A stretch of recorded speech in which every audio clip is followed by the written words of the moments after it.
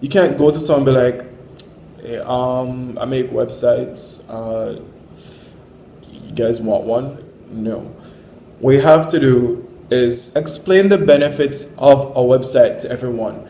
A lot of us designers and tech people think, I have a great product, everyone's going to want it. That's not the case. What you have to do is go out there and let people know what a website does for you. It generates customers, it increases brand loyalty, it increases leads to your business. A website puts you online on Google in this day and age. Nobody's going to take up a big, heavy yellow page booklet to find you. They're going online and looking at a website. So that's what you need to do. You need to sell the benefits of a website and let the customer themselves assign the value to what the website is. And that way, what you can do is sell your website, sell your services, and make a living off doing websites for people. Now, there's another step that I finished filming and I didn't include. It was to just build typical friendship relationships. These are going to be the biggest driving force to your web design business when you're starting out.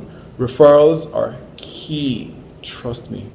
My very first customer was through a friend of mine. How that job worked was that I had a friend who basically knew a lady who wanted to get a floral website done, and because they knew that I did what I did, I just got referred to the job. What you have to do is learn to position yourself.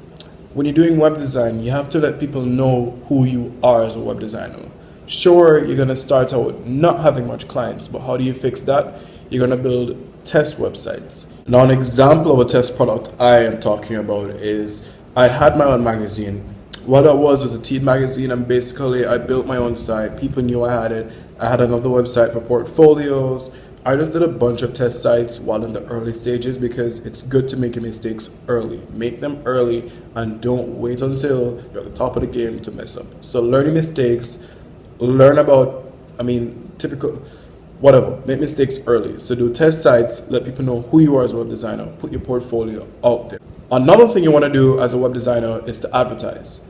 Advertise on Facebook. The moment you have a portfolio going, you can start putting out advertisements. It can be through Facebook ads, you can even buy newspaper classified ad. Any type of advertising you can do. That will definitely somehow lead to a customer coming in. And don't be discouraged if you put out, say, an ad and get 20,000 impressions and not one customer. Just restructure advertising. Note simple things like the time of year it is, season ads for Christmas, that type of thing.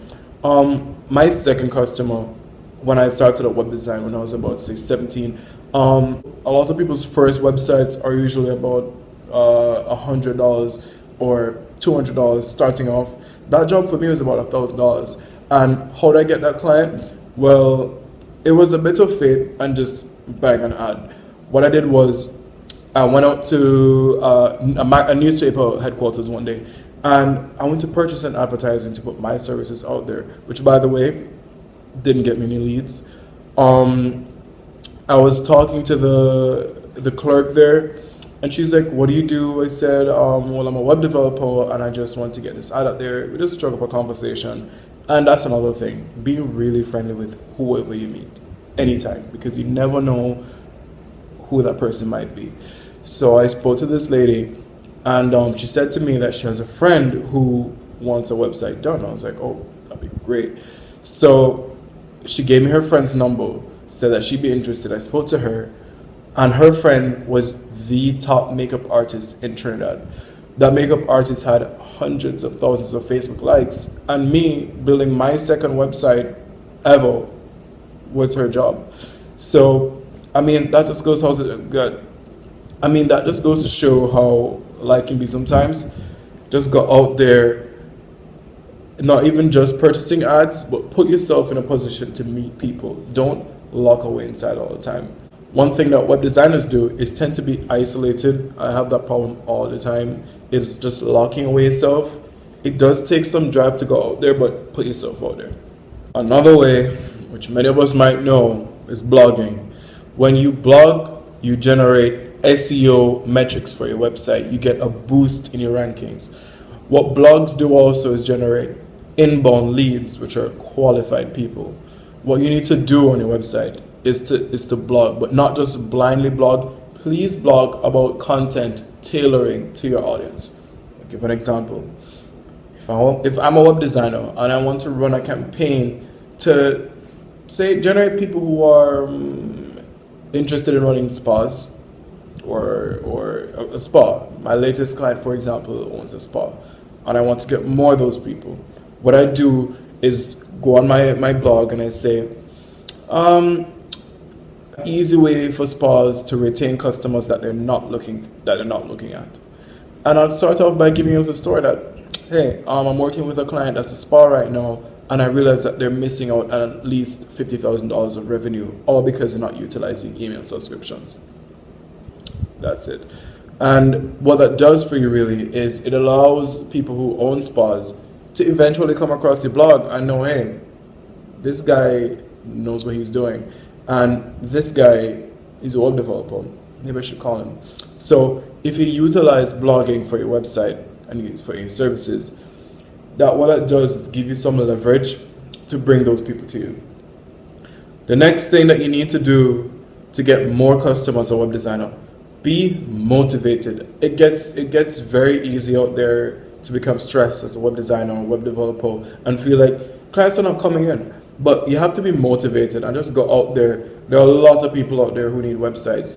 The last step for gaining customers on websites, social media. Twitter, Facebook, Instagram, LinkedIn. These are big points for gaining customers. And mind you, all the steps I give you so far, you must have at least one customer from everything.